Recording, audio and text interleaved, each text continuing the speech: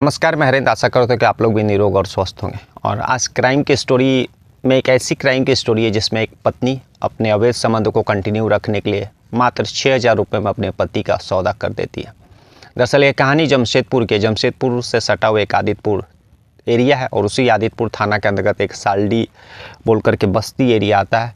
यह कहानी उसी सालडी बस्ती एरिया में रहने वाले रतन गोराई की है। 26 जनवरी 2025 का दिन था। रतन गोराई जो है पिछले 12-14 घंटे से लापता थे। घर के जो आस पास के जो उसके रिश्तेदार लोग थे, जब रतन गोराई का कोई पता नहीं चलता है तो वे लोग आदितपुर थाना पहुंचते हैं उसी 26 तारीख को सुबह और गुमशुदगी का रिपोर्ट दर्ज कराते हैं। सारा हुलिया और बाकी डिटेल्स देने के बाद पुलिस में कंप्लेंट दर्ज कराने के बाद वापस घर हो जाते हैं। कुछ समय बीतता है। ज़्यादातर जैसा कि गुमशुदगी और लापता के केस में जो संबंधित थाना रहती है, आसपास के और भी संबंधित थाना को इन्फॉर्म करती है कि अगर उस तरह का कदकाठी से जुड़ा अगर कोई मामला, कोई डेड बॉडी या फिर इस तरह का चीज़ अगर जानकारी पता चले तो वह इत्तला करे। तो इस केस में भी वैसे ही होता। आदितपुर थाना भी बाकी जितने भी जमशेदपुर के और थाने रहते हैं उन सभी को उसी कदकाठी और जिस कलर का वह कपड़ा पहन करके घर से निकला था वो सारा जानकारी सभी थाना को शेयर करती है। शुरुआत में पुलिस ने सारा डिटेल घर वालों से ले लिया था। तो पुलिस को पता चला कि दरअसल जो रतन गोराई रहता है वह पास के ही एक कंपनी में, प्लास्टिक कंपनी में काम किया करता था। साधारण मजदूर, घर में पत्नी थी जिसका नाम मेनका गोराई था और ऐसे ही ये लोग का जीवन चल रहा था और सब चीज़ ठीक था। कहीं भी किसी तरह का कोई दुश्मनी का एंगल या फिर उस तरह का कोई चीज़ पुलिस को दिखाई नहीं देता है। लेकिन पुलिस जो मोबाइल नंबर घर वालों ने रतन गोराई का पुलिस को उपलब्ध कराया था, उस नंबर पर जब पुलिस कॉल कर रही थी तो कोई भी वह स्विच ऑफ बता रहा था।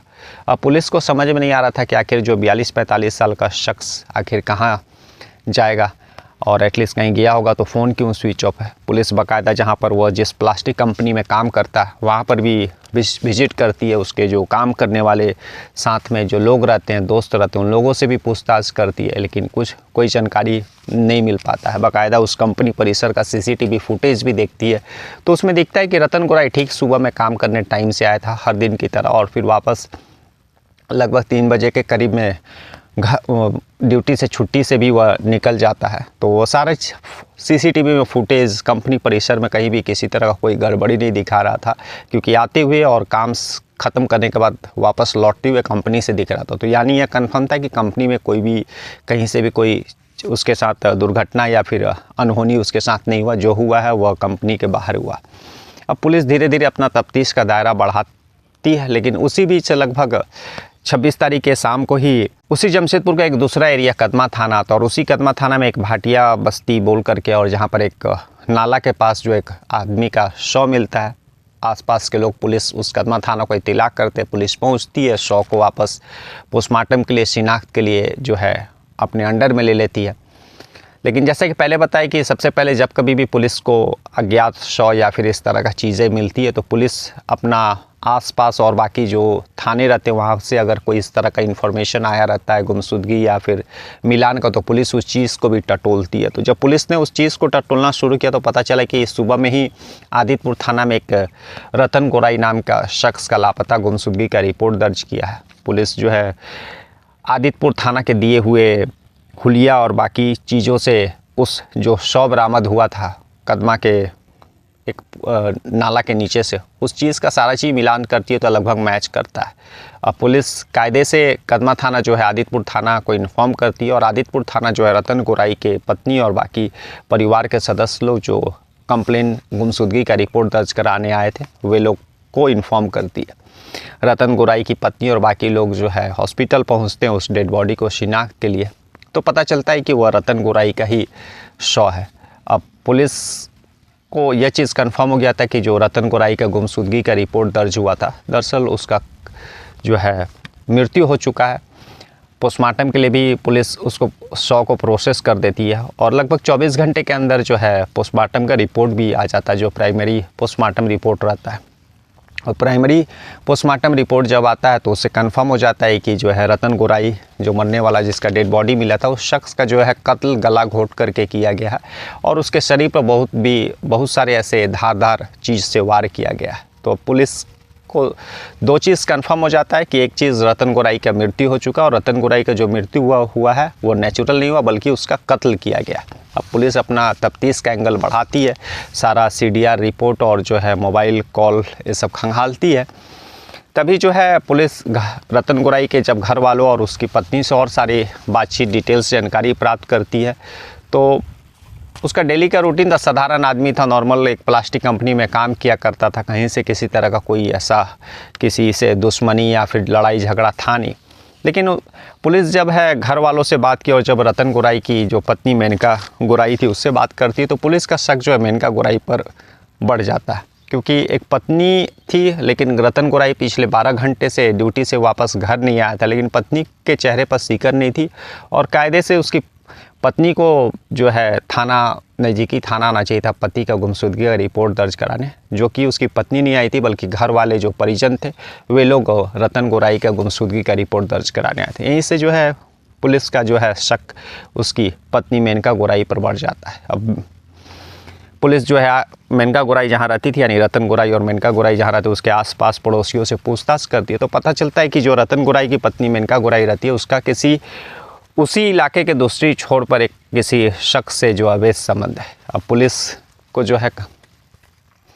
पुलिस का डाउट बढ़ जाता है। पुलिस जो है शुरुआती ऐसे पूछताछ के लिए रतन गोराई की जो पत्नी मेनका गोराई रहती है उसको थाना बुलाती है और पूछताछ ही करती है, क्योंकि ऐसा पुलिस के पास कोई सबूत था नहीं। लेकिन पुलिस जो है अंधेरे में तीर चलाती है और बोलती है कि तुमने अपने जो है बॉयफ्रेंड के साथ मिलकर के रतन गोराई का कत्ल किया है। हम मतलब यानी पुलिस वालों को जो है CDR रिपोर्ट कॉल डिटेल से पता चल गया, पोस्टमार्टम रिपोर्ट में भी आ गया है कि तुम लोगों ने किसी रस्सी या फिर कपड़े से जो उसका कत्ल किया है। तो रतन गोराई की जो पत्नी मेनका गोराई रहती है वो पुलिस के उस चालाकी को भांप नहीं पाती है और जो है टूट जाती है।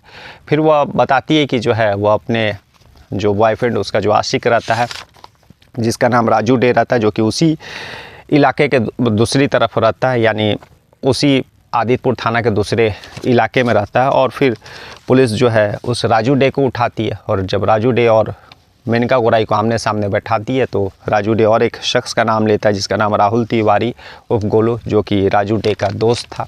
और ये तीनों मिलकर के उन्होंने 25 जनवरी 2025 को ही रतन गोराई का कत्ल किया। अब सबसे बड़ा यहाँ सवाल था कि आखिर कत्ल क्यों किया गया।